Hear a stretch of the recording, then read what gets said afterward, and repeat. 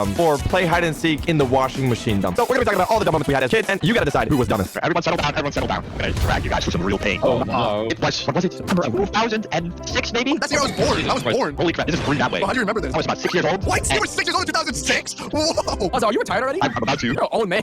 My mommy had to go to work, same as my daddy. No one was home. No one would be home. So my mommy dragged me to, what's the way you drop off your kids? Daycare? My mommy dragged me to daycare. And I'm gonna tell you, I hate daycare. I hate daycare. I'm gonna be there from 9 to 5. I don't even get paid. I'm there from 9 to 5. And I'm just sitting there, okay? This is like at least 3 to 4 times a week. Are you like the boss, baby?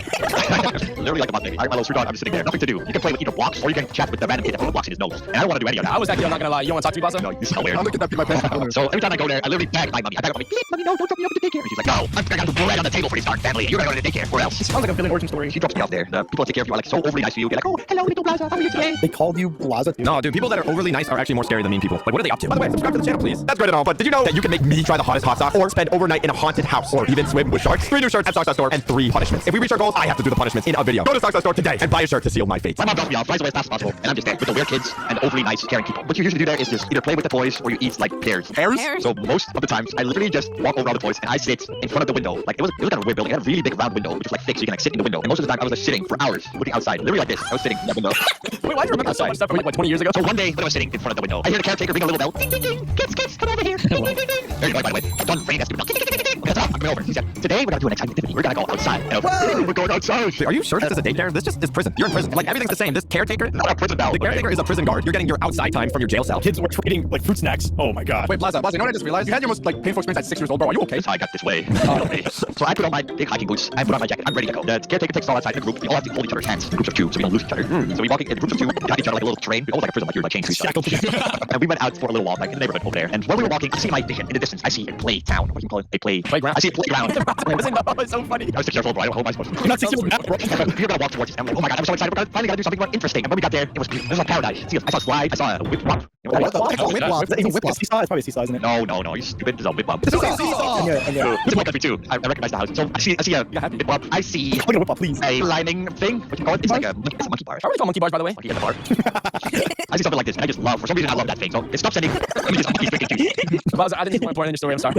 We got there. I look at the teacher, and the teacher said, "Oh, I had guys, have an amazing flipping hacking time." I was like, "Yes, it's gonna be the best day of my life." I was 6 years old. My whole life hasn't even started. I'm ready to have some fun. So I dragged the guy that I was forced to hold hands with. I dragged him to the whip wop. Stop calling it a whip wop. It's literally a whip wop. I forced him to go to the seesaw. Yeah. I put on it on one side, and I was on the other side. And you know, when you go to the seesaw, and you go down really fast. The guy on the other side just starts flying. Dude, I did that to him. Yeah, he fell on the ground flying. I was like, nah, I don't want him to go on the flip flop anymore. Stop going to flip flops. So I'm like, oh man, okay, well he's gonna go to hospital. Well, what do I do next? I started looking around and I saw the monkey bars. I'm like, oh my god, I look at the monkey bars. I wonder if I can get to the other side. So I start climbing up. I start hanging. And I was like, holy flipping smoke, this is pretty hard. I was 6 years old. I was probably like a feet tall. You're at least 5 foot. Exactly. So I start going one hand to the other. And I was halfway there. I got a little tired, and I feel my hand slip just a little bit. And I was like, oh no! And I clenched my hand. My other hand started slipping. Oh no! What am I supposed to do? So I tried to grab even harder. All of a sudden, both of my hands just slipped. You're cutting out. Wait. Wait, look at that. I started falling gracefully. I fall in slow motion. You know when you fall, sometimes you feel like you're falling in slow motion. Yeah, like your whole life like starts to like slow down. I'm too big for that. The gravity hits me harder. Look at the ground sooner, bro. Time starts slowing down, JoJo style.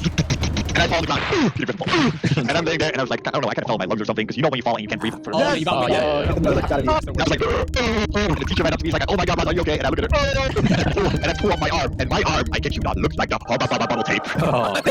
Wait, what's the connection? You're lying. My wrist broke. My wrist was broken. no. And the teacher was like screaming, like, oh my god, I'm gonna get fired, dog. That's all she cared about was her job, not the broken hand.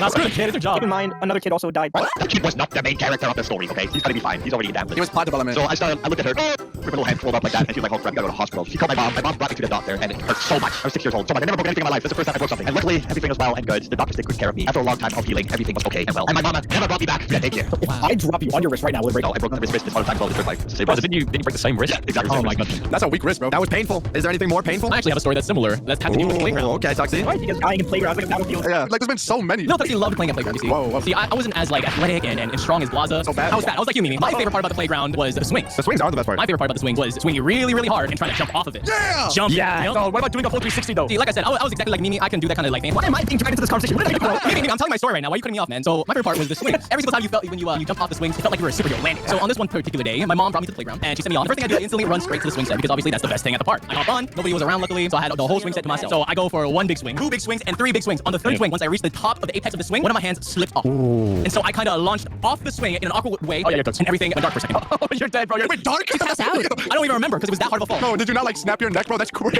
Oh, it does not go black for me.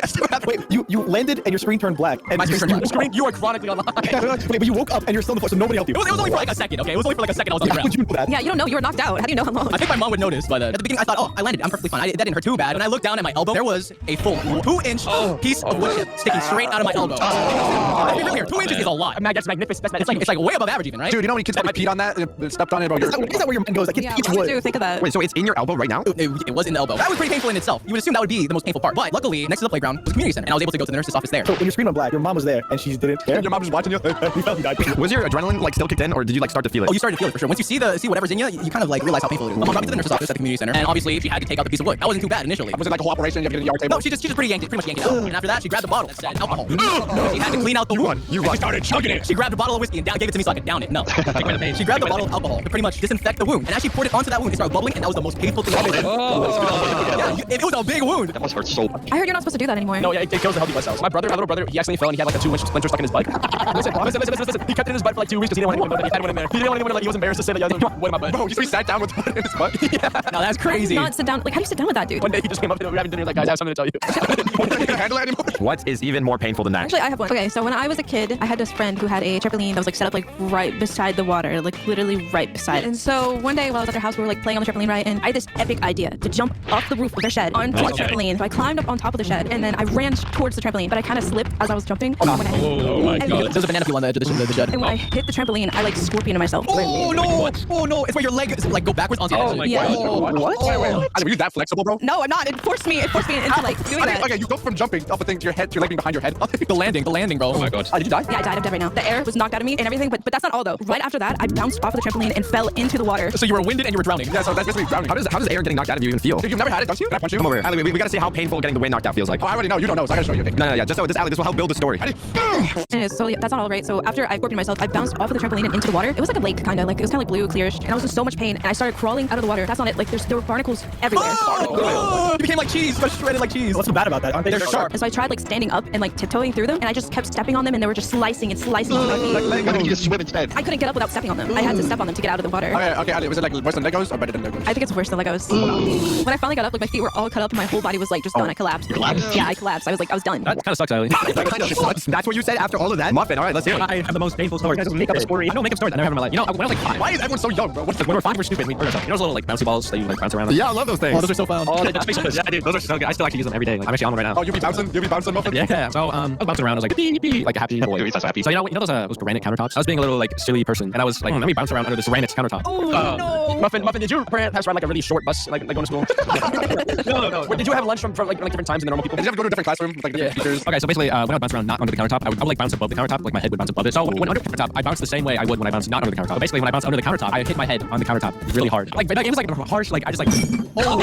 No, this is the top. Think of this as the top of my head. Okay. Yeah. This is before I bounced my head on the countertop. So this is after. Are you serious? Oh my god. I actually didn't really feel it, and my mom's like, "Oh, we have to go to the hospital." I was like, "Okay." Did you have to get stitches? Yeah. So what the doctor did is like, You didn't feel anything? I didn't really feel it. I was like chilling. This wasn't painful? There's a hole in your head and you don't feel it? I didn't see it. I think that's the thing. I didn't see You it. don't see it, you can't feel I it. think they put like a needle on my head, like to numb it up, and then they like what? stitched it up. And I'm fine. That was all pretty painful. It's winter. It's almost Christmas. You know, the Christmas tree is up. I go downstairs, you know, pick my little gamer cave, and I'm like, you know, I'm gonna make hot cocoa. Yummy. I don't know if Americans know what it is, but the kettle, you know, I don't heard of it. Don't Americans like just We microwave everything. So anyway, I put some water in, and like my mother decorated with like ornaments and everything, it has lights and everything. So while the water is boiling, behind like the kettle, next to the microwave power outlet, and that's where the thing is plugged in. Oh, shoot. You're gonna electrocute yourself? No. Something caught fire for sure. So I thought, you know, it's kind of dark outside, because, you know, when it's winter, it's like dark outside like 3 p.m. I thought, let me turn them on. So I kind of awkwardly reach over the kettle, and you know, on the top there's like a button that opens the lid. So I kind of awkwardly reach over it, and then before I realized, I must have hit a button or something. The lid opens and it like slams right into my face. Face. Yeah, I was like with my face, with my head over the lid, and it opened right into my cheek, and it's like metal. So you got like a face full of boiling water.